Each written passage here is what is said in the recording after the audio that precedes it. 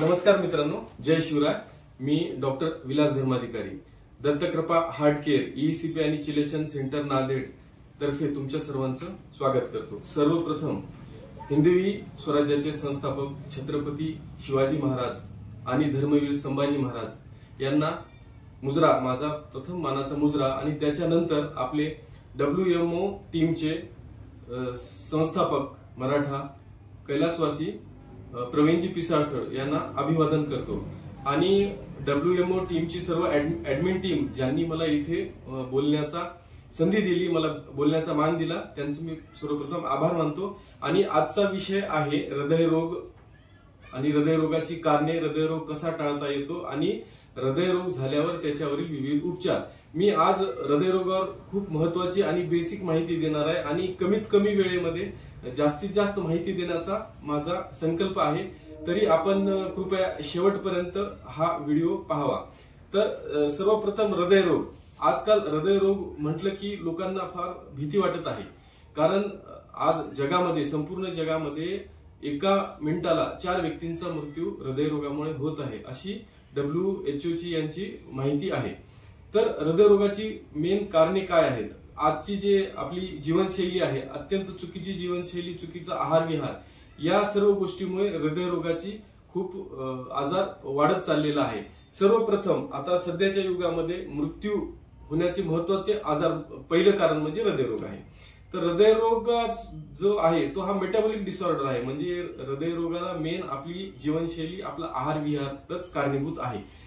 त्याच्यामुळे हृदयरोग हा 100% टाळता येतो. जर वेळीच आपण काळजी घेतली तर हृदयरोग 100% टाळता येतो. तर सर्वप्रथम आपण पाहू की हृदयरोगाची कारणे काय आहेत. तर सध्याच्या धावपळीच्या युगामध्ये जेवणाच्या वेळा लोकांच्या जे आहेत ते ठरलेल्या नाहीत.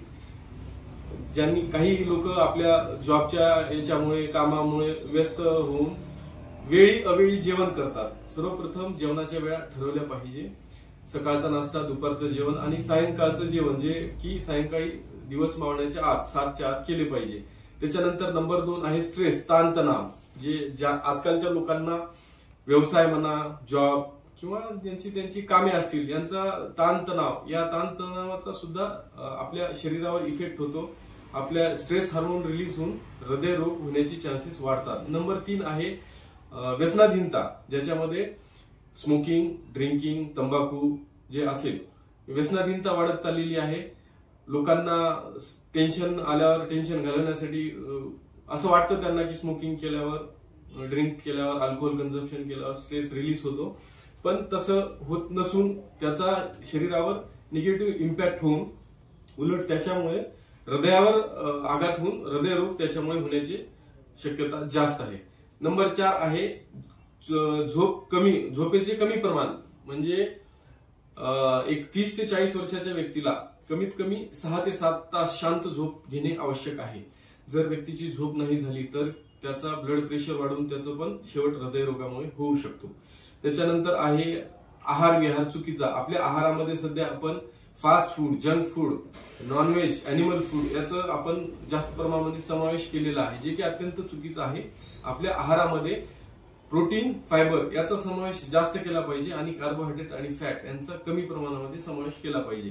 या सर्व गोष्टीचा हे होऊन शेवट हृदयरोग होतो. आता मला एक सांगायचंय की ज्यांना मधुमेह आहे, ज्यांना उच्च रक्तदाब आहे, या लोकांना हृदयरोग होऊ शकतो. तर अशा लोकांनी, ज्यांना मधुमेह आहे, ज्यांना उच्च रक्तदाब आहे, हायपरटेन्शन, त्यांनी हृदयरोग होऊ नये म्हणून काळजी घ्यावी. ज्या लोकांना काहीच नाहीये तर त्यांना उच्च रक्तदाब, मधुमेह होऊ नये म्हणून काळजी घ्यावी. आणि ज्या लोकांना हृदयरोग झालेला आहे तर त्यांना परत हृदयरोग होऊ नये म्हणून काळजी घ्यावी. कारण कसं आहे, एकदा आपण काळजी नाही घेतली तर त्याचा शेवट, उच्च रक्तदाब असेल, बीपी असेल किंवा लठ्ठपणा असेल, याचा शेवट तुम्हाला हृदयरोगामध्येच होणार आहे.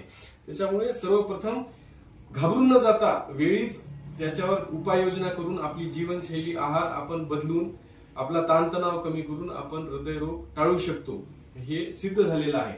आता मी दुसरी गोष्ट सांगू इच्छितो की तुम्हाला हृदयरोग कशा प्रकारे टाळता येईल.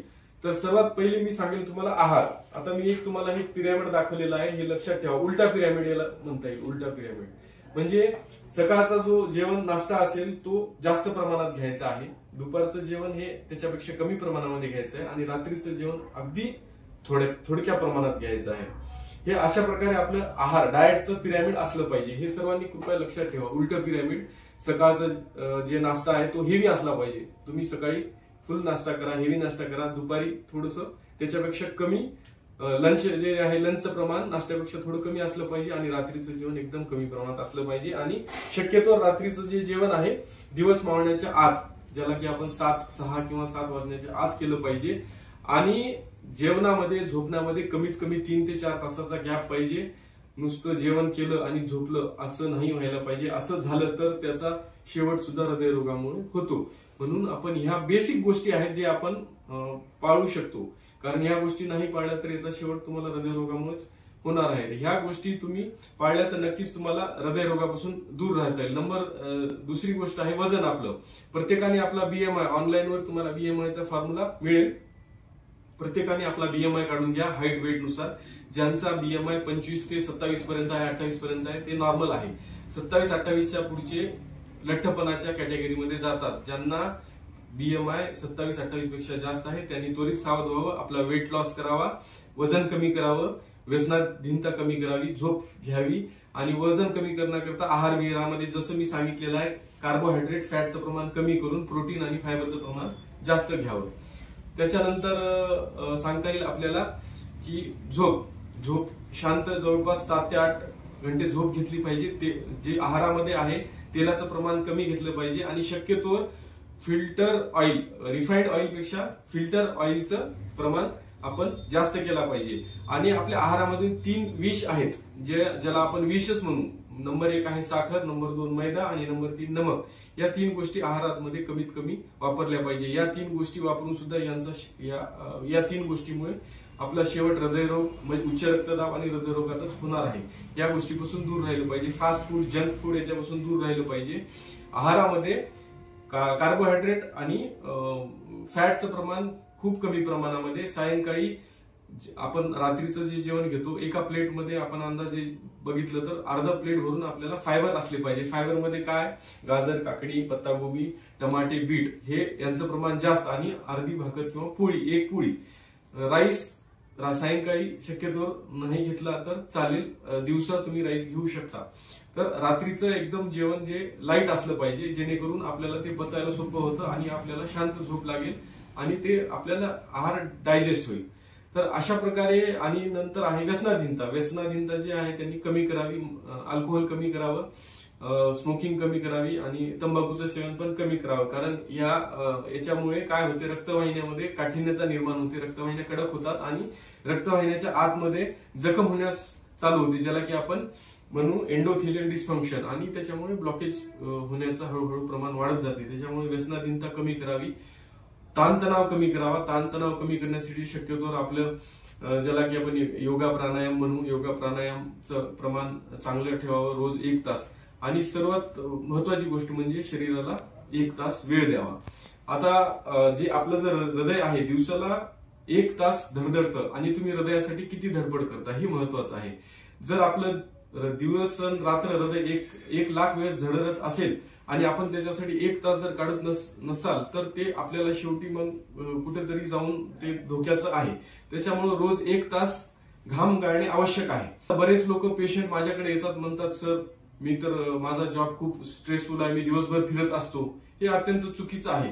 तुम्ही सकाळी उपाशीपोटी टॉयलेटला गेल्यानंतर 1 तास कुठल्याही प्रकारचा व्यायाम करू शकता. तुम्हाला जो सहन होईल, तुमच्या आजाराला सगळं तुमचा आजार लक्षात घेऊन किंवा तुमच्या डॉक्टरांना विचारून तुम्ही जो व्यायाम करू शकता तो तुम्ही केला पाहिजे. जसं की cycling, jogging, running, swimming, yoga, pranayama. असं 1 तास तुम्ही स्वतःला दिला पाहिजे. 1 तास तुम्ही जर चाललात किंवा ब्रिस्क वॉकिंग केली, मॉर्निंग वॉक केला, तुमच्या शरीरातून घाम निघाला पाहिजे, ज्याच्या मार्फत आपले टॉक्झिन्स रिलीज होतात आणि त्याच्यामुळे काय होतं की आपलं वेट लॉस व्हायला मदत होते. आणि हे कंटिन्युटी पाहिजे. म्हणजे जे तुम्ही करता रोज 1 तास, वर्षभरातून 365 पैकी कमीत कमी 300 दिवस तरी तुम्ही स्वतःला 1 तास दिला पाहिजे. असं केलं तर तुमचं वेट कंट्रोलमध्ये राहील, तुमचा BMI कंट्रोलमध्ये राहील आणि तुम्ही हृदय रोगापासून दूर राहाल. आणि ह्या गोष्टी नाही केल्या तर शेवट तुमचा हृदयरोगामुळे होईल. आणि सध्या हृदयरोग हा वयाशी निगडीत नसून 20व्या 18व्या शाळेच्या मुलांना सुद्धा हार्ट अटॅक येत आहे, रोज बातम्या येत आहेत. त्याच्यामुळे हृदयरोग मला होणार नाही हे तुम्ही डोक्यातून काढून हृदयरोग कसा टाळता येईल याच्याकडे विचार करून जी मी आता जीवनशैली सांगितलेली आहे त्याचा अवलंब करावा. बिलकुल घाबरून न जाता हृदयरोग झाला तरी सुद्धा त्याला परत होऊ नये म्हणून सुद्धा काळजी घेता येते. आणि त्याच्यावर सुद्धा आता शेवटचा मुद्दा आहे की या हृदयरोगावर उपचार. तर सर्वप्रथम जो आहे angioplasty and bypass are the golden standard treatments for heart in emergency. म्हणजेच की इमर्जन्सी मध्ये जेव्हा कोणा रुग्णांना हार्ट अटॅक येतो अशा वेळेस अँजिओप्लास्टी आणि बायपास ह्या ज्या ट्रीटमेंट आहेत हे त्या व्यक्तीच्या आयुष्य वाचवणारे ट्रीटमेंट आहेत. त्याच्यामुळे ह्यांना आपण 1 नंबर देऊ. नंबर 2 ची ट्रीटमेंट आहे medical management, aggressive lifestyle modification and medical management.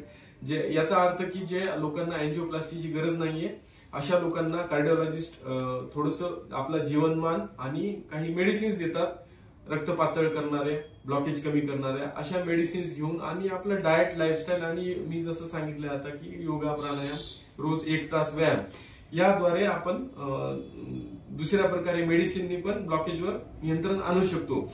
आणि तिसऱ्या प्रकारची जी आमची ट्रीटमेंट आहे ही non invasive, complete non invasive बिना चिरफाडवाली ट्रीटमेंट आहे. याच्यामध्ये 2 प्रकारचे ट्रीटमेंट होते. एक तर ECP आहे आणि नंबर 2 ला येते चिलेशन. तर या टॉपिकवर मी पुन्हा डिटेलमध्ये माहिती देणार आहे. तर या ट्रीटमेंटने आपण काय करतो, तो पेशंटचा जो आहे पेशंटच्या हार्टचा ब्लड फ्लो वाढवतो, पेशंटच्या हार्ट जे आहे स्ट्रॉंग करतो, ज्यांचा हार्ट डॅमेज झालेला असेल, पंपिंग कमी झालेली असेल अशा पेशंटला सुद्धा आपण उपचार करतो. ज्या पेशंटला अँजिओप्लास्टी बायपास होऊ शकत नाही किंवा ज्यांना अँजिओग्राफी केल्यावर त्यांच्यावर अँजिओप्लास्टी बायपास होऊ शकत नाही. बऱ्याच वेळेस काय असतं, पेशंटला कॅन्सर असतो, कुणाला किडनीचा प्रॉब्लेम असतो, तर अशा रुग्णांना हे बेस्ट ऑप्शन आहे नॉन इन्व्हेसिव्ह, ज्याला की आपण बिना चिरफाडवाली ट्रीटमेंट असं म्हणू. याच्यामध्ये USFDA अप्रूव्ड ECP नावाची ट्रीटमेंट आहे, जे की मागील मी 5 वर्षापासून नांदेड जिल्हा आणि मराठवाड्यामध्ये हे आमचं पहिलं सेंटर आहे, जे की इंटरनॅशनल ECP असोसिएशनचं मेंबर असणार आहे. की याचा फायदा आम्हाला असा आहे की इंटरनॅशनली जे काही प्रोटोकॉल्स होतात ECP थेरपीवर ते प्रोटोकॉल्स आम्ही फॉलो करतो आणि जास्तीत जास्त रुग्णांना रिझल्ट कसा देता येईल यावर आम्ही हे करून आमच्याकडे हृदयरोग तज्ञ डॉक्टर साईनाथ हिवराळे पाटील हे सुद्धा आमच्याकडे सर्व्हिस देतात आणि आमची एक पूर्ण टीम मिळून आम्ही काम करतो आणि पेशंटला याच्यातून कसं बाहेर काढता येईल यासाठी आम्ही काम करतो. तर आमचं जे सेंटर आहे हे नांदेडमध्ये चिन्नावर पॅथॉलॉजीच्या खाली, जे की बस स्टँडच्या जवळ Dattakrupa heart care ECP chelation centre नावाने आम्ही मागील 5 वर्षापासून काम करत आहोत. आणि माझा मी खाली नंबर दिलेला आहे. तर मी आपणास सांगू इच्छितो की तुम्हाला काही शंका असेल, तुम्हाला काही विचारायचं असेल तर कृपया खाली दिलेल्या नंबरवर आपण व्हॉट्सअपवर संपर्क साधावा आणि मी तुम्हाला स्वतः पर्सनली माझ्या ऑफिशियल वेळ सोडून तुम्हाला संपर्क करून तुमच्या शंका समाधान करण्याचा प्रयत्न करेल. आणि शेवटचा मुद्दा की आणखी मी या हृदयरोगावर काही 2 टॉपिक्स आहेत की उपचार कोणत्या प्रकारे आणि कसे केले जातात, त्याच्यावर 1-2-3 टॉपिक्सवर मी बोलणार आहे. तर आमच्याशी कंटिन्यू आपल्याला जोडायचं असेल तर खाली बेल आयकॉन दिलेला आहे आपलं WMAचं युट्यूब चॅनल आपण सबस्क्राईब करावं आणि आमच्याशी कनेक्ट राहावं. तर पुन्हा एकदा मी WMA टीम ऍडमिन टीमचं पुन्हा मी आभार मानतो की मला त्यांनी इथे बोलण्याचं संधी दिली आणि जास्तीत जास्त लोकांपर्यंत पोहोचून मला फक्त हृदयरोगापासून कशी काळजी घेता येईल हे लोकांना मला सांगायचं आहे आणि हृदयरोगाबद्दल जागृती निर्माण करायची हा माझा उद्देश असून या उद्देशावर मी आणखीन पुढे काही बोलणार आहे. तर आपण कृपया बेल आयकॉन दाबावं आणि आमच्याशी जुडावं. धन्यवाद. जय हिंद, जय